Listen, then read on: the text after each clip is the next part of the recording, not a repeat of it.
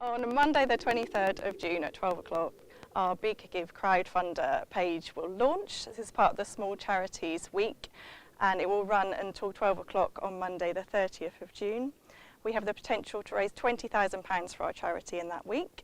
Any donations up to £10,000 will be match funded by Global's Make Some Noise. You can give as little as £1 or £2 or as much as you feel able to. So if you've been supported by Staff Rowers or know someone that we've supported or want to support an amazing small cancer charity, then please support us at this time. Staff Rowers Cancer Charity was started nearly 16 years ago. Every year we support over 350 people with about 2,500 sessions, and these will be information sessions with our nurses, counselling, nutrition, lymphedema, an amazing range of complementary therapies and also support groups as well. People can come at any stage of a cancer diagnosis with any type of cancer, 18 and over, and also all our support and therapies are available to friends and family and carers as well.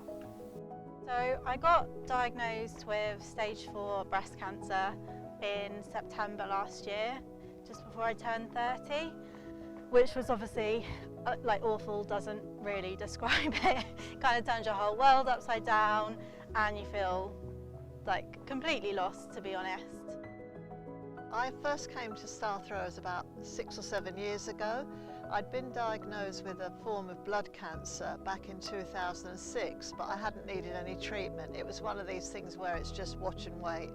And then in 2017 I had to have my first course of chemotherapy, and after that I came to Staff Rowers for support because I didn't know anybody else who was in my position, and I just can't believe it's now 7 years since I'm still coming here.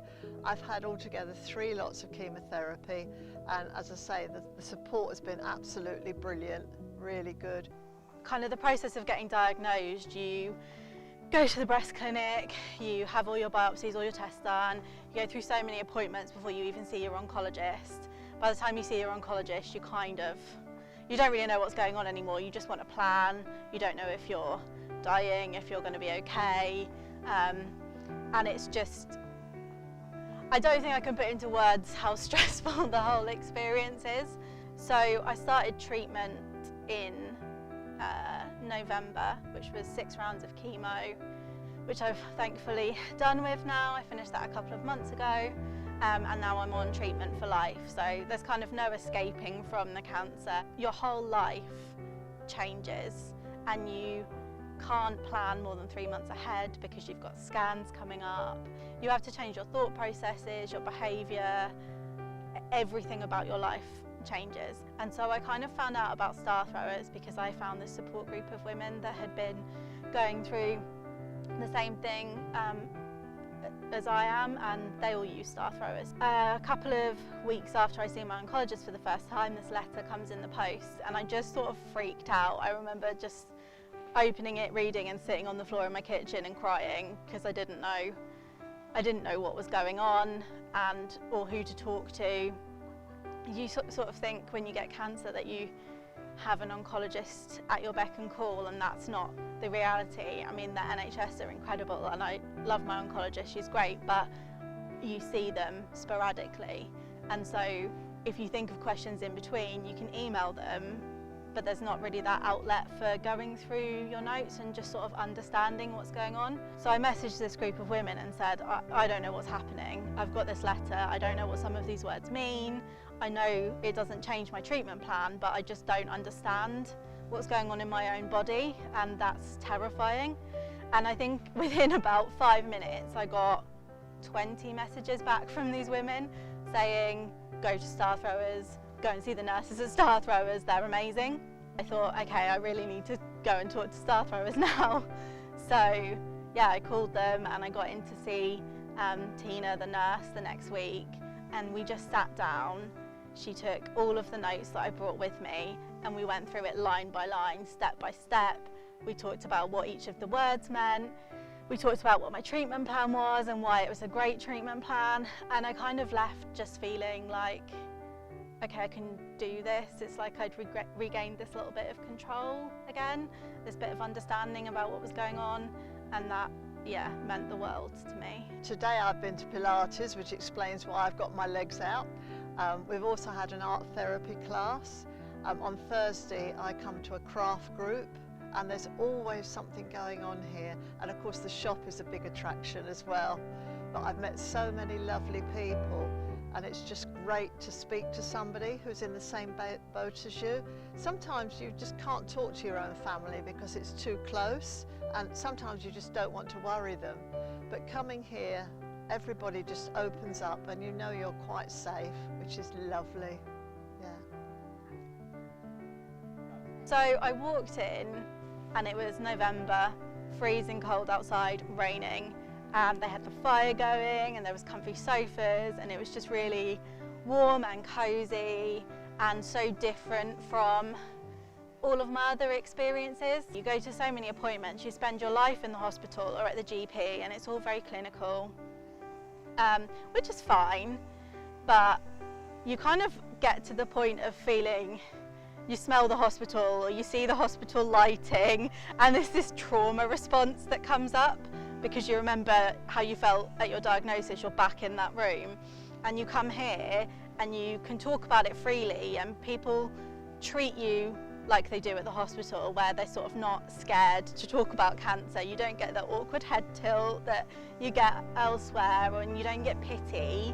You just kind of get wrapped up in this like warm, we know what we're doing, we've got you feeling, and the whole building emulates that as well.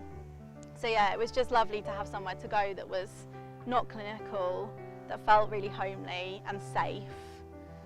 So that was my first impression, really. Because I was going through chemo, I was being a bit careful about groups and trying to like limit my contact with people.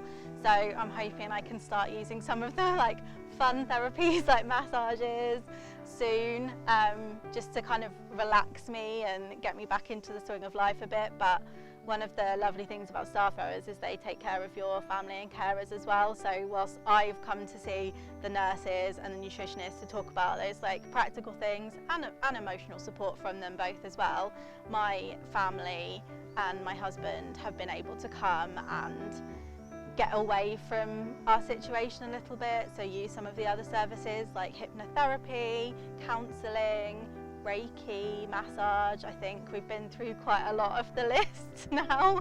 Having the nurses here, for me, that's been the most important thing, because it helps you regain a little bit of control, and that's the problem with cancer. You kind of lose control of your body, of your plans. Everything goes out the window, and you have to put your life into the hands of doctors.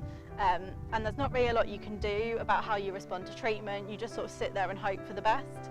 But being able to come and talk to the nurses and understand what I can do to kind of keep myself healthy and get myself through the treatment, it just made me feel like I had a tiny bit of control over the situation. Again, it just makes me day to day feel like there's something I can do, and I'm not just totally reliant on going to a hospital and having a needle stuck in me to give me some medicine that I don't really understand. My whole family, like everyone around me, my support system, it's like it's a parent's worst nightmare. It's not something me and my husband thought we'd have to face 5 years into our marriage, and that takes a massive burden off me to know that they're taken care of as well, and they've got somewhere that's an outlet. Knowing that they had somewhere where they could come and they could get a massage and get away from it for an hour or two, it just made me feel a lot better about the situation as well. So I found staff rowers through people that were going through similar experiences, because they all joined the support groups and stuff. They're all just amazing. Like there's not really any word to describe them other than amazing. They just smile at you the second you walk through the door. They know exactly the right thing to say, and just the fact that they're providing this amazing service, like it's just the whole thing's incredible.